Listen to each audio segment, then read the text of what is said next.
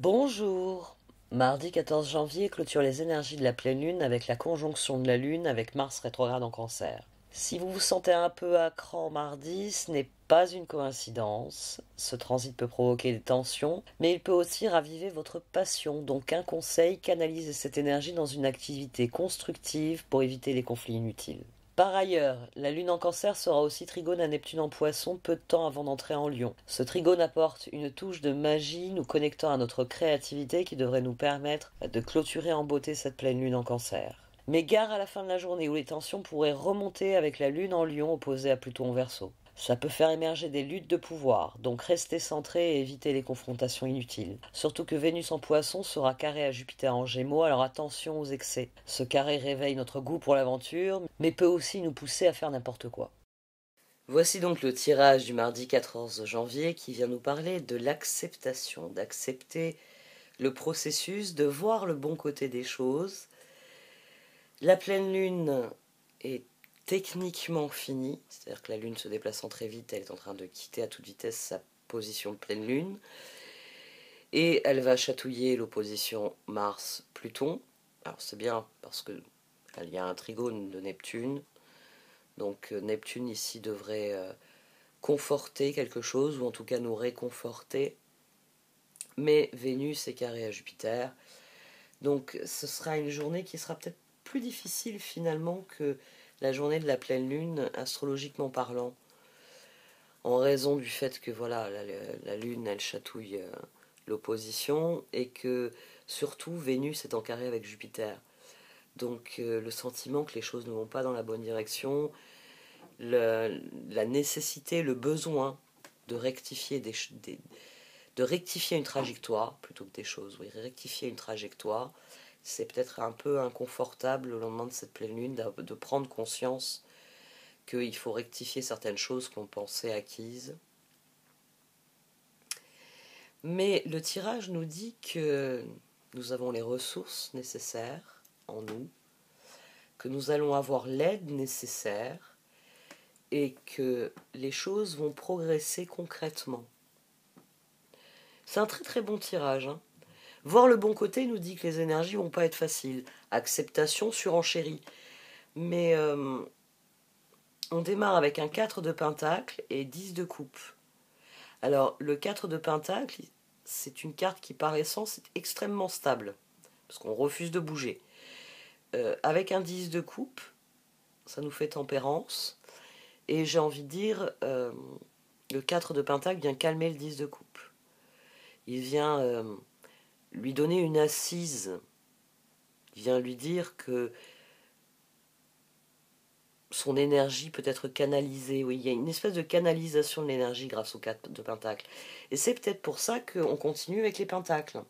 Le 10 de coupe et le roi de coupe sont sortis. Tout le reste. Les 5 autres cartes, ce sont des pentacles. Là, j'ai As de pentacle, 2 de pentacle. Donc, à la fin de la journée, il y aura le sentiment d'avoir progressé, d'avoir... peut-être qu'on sera passé de l'acceptation à l'action. Parce que souvent, quand on accepte quelque chose, il y a des actions qui s'imposent. Peut-être qu'on aura accepté une offre aussi. On a le 6 de pentacle et le 7 de pentacle. Ça aussi, c'est assez frappant. Déjà, quand j'ai tiré le 2 de pentacle, je me suis dit, ah, 1, 2, d'accord, ça progresse, parfait. 6 de pentacle, j'étais très curieuse, et finalement 7 de pentacle. Donc, demain, il faut semer avec les autres. Demain, il faut s'entraider. Oui, ça c'est un appel à s'entraider, à semer, à travailler ensemble. Donc il y a un appel à s'entraider au centre qui nous permet de passer de ce sentiment que tout va dans la bonne direction et qu'il faut garder le cap à quelque chose concrètement à évoluer, à progresser. C'est le roi de coupe qui fait le bilan à la fin de la journée. On a le pendu derrière. Et surtout, on a la tour en dessous. Donc, voyez le bon côté de ce changement, même si la pleine lune crée une forme de choc. Le 10 de coupe dit que c'est pas un mauvais choc, dit que c'est un choc qui va être utile. Ici, le 10 de coupe, c'est la pleine lune. il y a une saturation des émotions possibles avec un 10 de coupe. Mais le 4 de pentacle, le 6 de pentacle, le 7 de pentacle, l'as de pentacle, le 2 de pentacle, et même ce roi de coupe disent que si vous voyez le bon côté, si vous acceptez le processus, tout va très bien se passer. On a d'ailleurs empathie et s'affirmer. Donc empathie, soyez compréhensif avec les autres, efforcez-vous vous-même d'être suffisamment clair dans vos démarches pour que les autres vous comprennent. Et la meilleure manière de faire cela, c'est de s'affirmer. C'est d'affirmer qui l'on est, d'affirmer ce que l'on désire, et donc de se concentrer, concentrer sa volonté sur ce que l'on a toujours voulu. C'est important parce que là, j'ai le 10 de pentacle. On reste avec les pentacles, hein.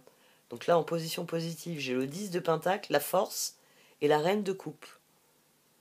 Donc la concrétisation de nos efforts va dépendre de ce que l'on va mettre dans nos efforts.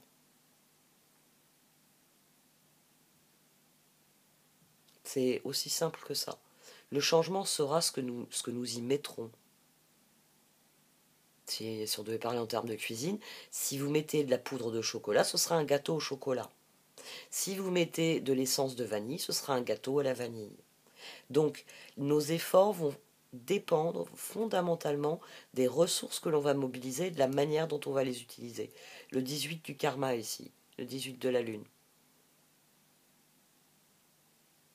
La reine de coupe, le stade avant le roi de coupe. Donc, c'est à nous de faire progresser la situation, c'est à nous d'agir, de mobiliser nos ressources pour accompagner le mouvement, pour que les choses aillent dans la direction que l'on désire. Et il ne faut pas se laisser distraire. Là, on a le 3 de coupe, le 10 d'épée et le roi de bâton. Vu qu'on a la tour au dos, comment dire, on a un roi de bâton qui réalise qu'à se laisser distraire, il a perdu son temps et que ça ne va l'emmener nulle part. Là, c'est une mauvaise transformation, le 13. Donc le roi de bâton, il réalise qu'il s'est beaucoup amusé, oui. Mais 10 d'épée. Faut pas rêver. T'as dilapidé ton 10 de pentacle, donc tu ne le transformeras pas en quelque chose d'encore plus grand et d'encore plus intéressant. Tu as dilapidé ton 10 de pentacle, donc tu ne peux plus rien semer, tu ne peux plus rien échanger avec les autres. Là, ici, 6 de pentacle, c'est vraiment l'énergie d'entraide, d'échange. C'est je sais ce que je suis et où je veux aller, et je nourris le cycle pour qu'il se poursuive et qu'il m'emmène là où je veux aller.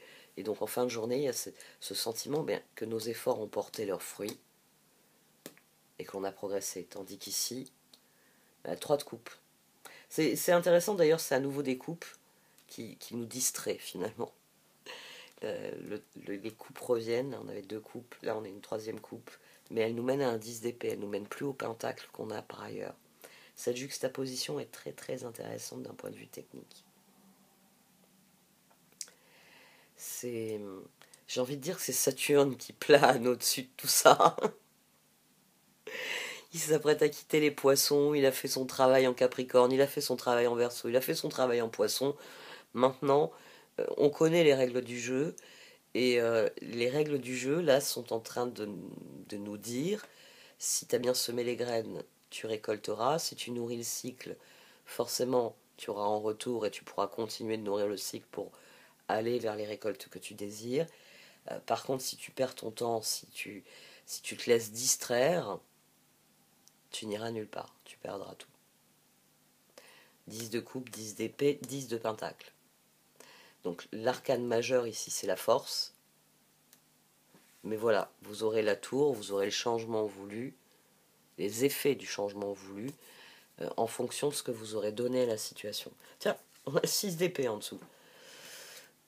6 d'épée, 9 d'épée, on se détourne du 9 d'épée. Là, on avait le 9 de coupe en dessous du pendu. Amusant.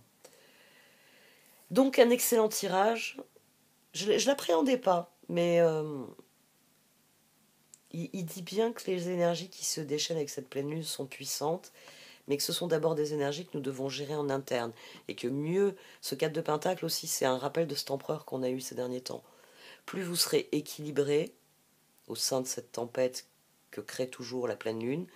Et plus vous pourrez garder le cap, plus vous pourrez nourrir et donc voir prospérer les choses. Donc demain, voyez le bon côté.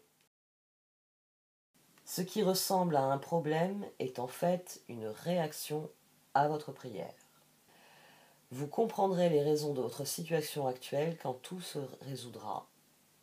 Gardez confiance en la protection divine et en son infinie sagesse pour vous offrir de meilleures réponses. Alors, j'allais dire, cette carte, c'est celle que j'aime le moins. Oui, je l'aime le moins parce que le blanc sur le gris, c'est illisible. Et les reflets sur la carte, parce que moi j'ai des reflets encore différents de ceux que vous avez à la caméra, c'est illisible. Elles sont très difficiles à prendre en photo, ces cartes. Le blanc est... Il n'est pas net, en fait, sur ces cartes. C'est un peu le défaut de ces cartes. C'est que, quoi que je fasse au niveau photo... Enfin, non, en fait, il faudrait que j'utilise un autre appareil que j'ai. Il faudrait que je vois ça. Il y aurait peut-être moyen de faire plus net, mais j'ai pas l'impression. Oui, tant qu'à améliorer le bureau, aussi améliorer certaines choses qui m'enquiquinent tous les jours. Ah oui, c'est vrai. Il faut que je voie le bon côté. Très bien. Je vais voir le bon côté. Le bon côté, c'est que c'est d'excellentes cartes. J'aime beaucoup leur message. J'arrête là. Merci de m'avoir écouté. Vous pouvez liker, commenter ou partager cette vidéo. Au revoir.